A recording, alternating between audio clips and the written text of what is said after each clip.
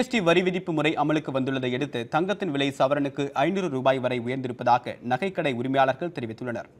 சரக்கு மற்றும் சேவை வரி எனப்படும் ஜிஎஸ்டி வரி விதிப்பு முறையில் தங்க நகைகளுக்கு 3% வரி விதிக்கப்பட்டுள்ளது. இதனால் தங்கத்தின் விலை உயர்ந்துள்ளது.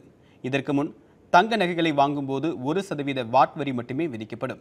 புதிய வரி விதிப்பினால் 1 கிராம் தங்கத்தின் விலை 50 ரூபாயிலிருந்து 60 ரூபாய் வரையும், சவரனுக்கு 400 ரூபாய் முதல் 500 ரூபாய் வரை விலை உயர்ந்துள்ளது. மேலும் தங்கத்தை இறக்குமதி செய்யும் போது 10% வரி செலுத்த வேண்டும்.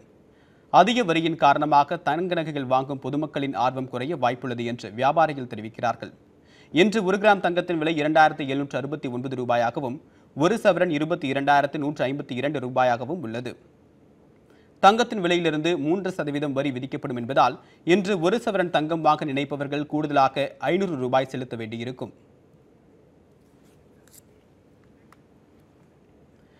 தங்கத்தின் மீதான வரி 1%லிருந்து ஜிஎஸ்டி வரியாக 3% நிர்ணயிக்கப்பட்டுள்ளது. இந்த நிலையில் கோவையில் உள்ள தங்க நகைக்கடை உரிமையாளர் ஒருவருடன் நமது செய்தியாளர் குருசாமி நடத்திய உரையாடலை தற்போது பார்க்கலாம்.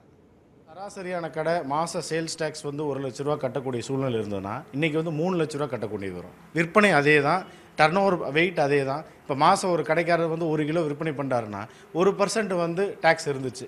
அப்போ அது வந்து எப்பவும் போல் போயிட்டு இருந்து இப்போ அதே டர்ன் ஓவருக்கு இப்போ 3% வரி வந்து போடுறாங்க. அது கொஞ்சம் பேர்டனாக தான் இருக்குது. டோட்டலாக வாடிக்கையாளர்கிட்டையும் 1% 1 லட்ச ரூபாய்க்கு 1000 ரூபா வாங்கக்கூடிய இடத்துல இப்போ 3000 ரூபா நாங்கள் டேக்ஸுக்குன்னு வரி வசூல் பண்ண வேண்டிய சூழ்நிலை இருக்குது. அதை மக்களுக்கு சொல்லி புரிய வச்சு அவங்களுக்கு அக்கௌண்ட் பண்ணி எல்லாம் பண்ணக்கூடிய சூழ்நிலை அமைஞ்சிருக்குது.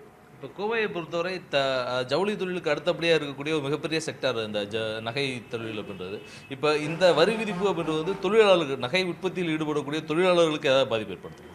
கண்டிப்பாக பாதிப்பு இருக்குது சார். ஏன்னா கடந்த ஒரு 15 ஆண்டு காலமாகவே வந்து உங்களுக்கு தங்க நகை உற்பத்தியாளர்கள் மத்தியிலையும் சரி, தொழிலாளர்கள் மத்தியிலும் சரி, ஹோல்சேல் பண்ண மத்தியிலும் சரி, வியாபார நிலை மந்தமாக இருக்குது.